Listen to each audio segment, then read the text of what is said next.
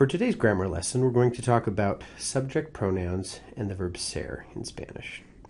First thing we need to understand is that a pronoun is a word that replaces a noun, especially when the noun is referring to a common person or object. So the simple way to think about this is in English we use words like I, you, he, she, we, it, they, me, it, them, her and us and them. All of these are pronouns because they replace. Instead of having to say Mr. Tate wants to study, I can say I want to study. And I now replaces the word Mr. Tate. We see some examples here below. We see I want to buy a new car. They invited me to the party. We sent it to her. All of those are pronouns because they replace another noun. It makes it simple for us to understand. Okay? It makes it faster, simpler. The listener understands the context and we're able to communicate ideas more effectively.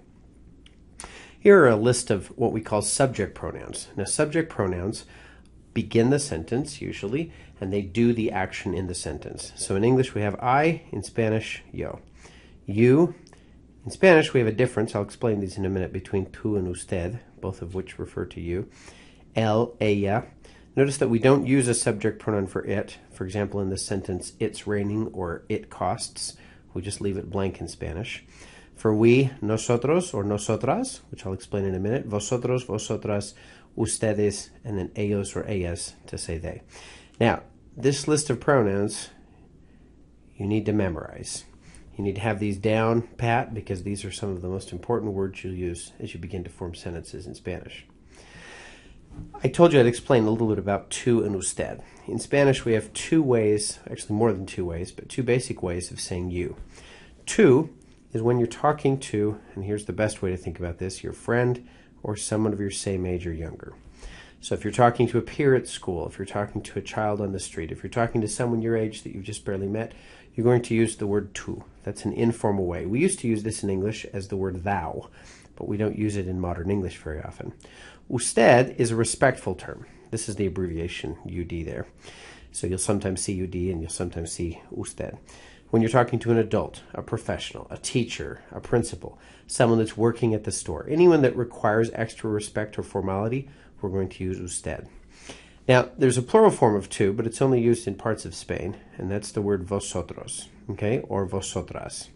So if I'm talking about a group of only girls, I'm saying, hey, all of you, or y'all, I could say vosotros. Vosotros is the same, but with boys or girls, which we'll explain in a minute. Ustedes is used everywhere else in the world to just talk about a group of people. So I have you and you. Together we have ustedes. Here we have a couple of examples. Tú eres mi amigo. Usted es mi profesor. Vosotros sois hermanos. Ustedes son simpáticos, etc., etc. So there's also two ways to say they in Spanish. We have ellos and ellas. If I have all girls or all females, I'm going to say ellas. Ellas son de México. That means that they, that group of girls, are all from Mexico. If I've got any guys in the group, I'm going to use the plural form of ellos. Ellos son mis amigos.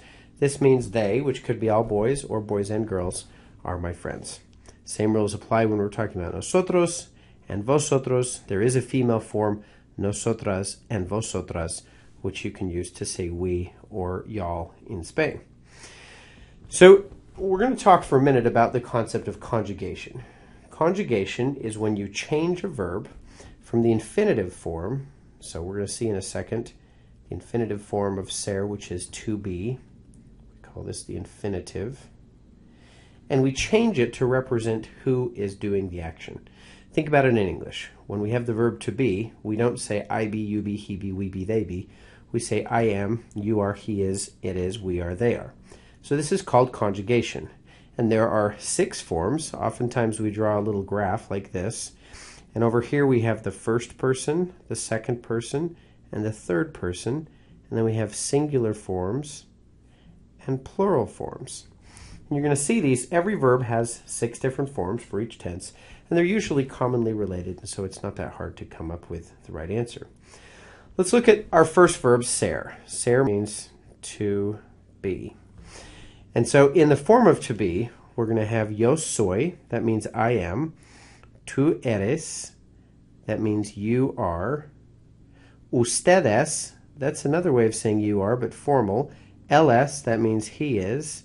Ella es, she is. Nosotros somos, we are. Nosotras somos is the same thing.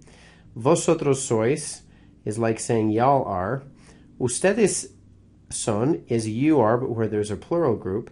Ellos and ellas son is like saying they are. So again, we need to memorize these forms. You need to memorize soy, eres, es, somos, sois, and son, and realize that anytime you create a sentence with to be, you're going to use one of these forms. And if you remember, this would be singular in this column, and this is plural in this column, and this is the first person, the second person, and the third person. So this chart's very important to memorize and get together. Let's look at a couple of examples. Okay, I am tall. Yo soy alto. So since it's I am, yo soy. He is my friend. Él es mi amigo. We are brothers. Nosotros somos.